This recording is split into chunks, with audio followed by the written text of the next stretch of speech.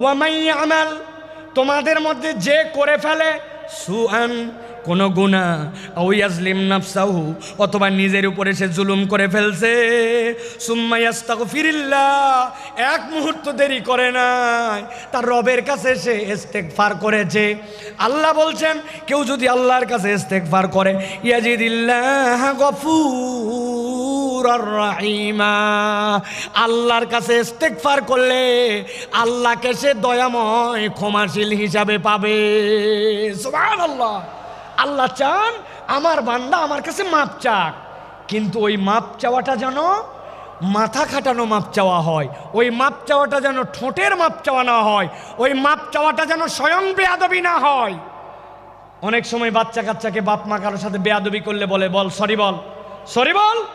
ওই বাচ্চা এমনভাবে সরি বলে, সরি বলাটাও একটা বেয়াদবি, সরি এমনভাবে বলছে।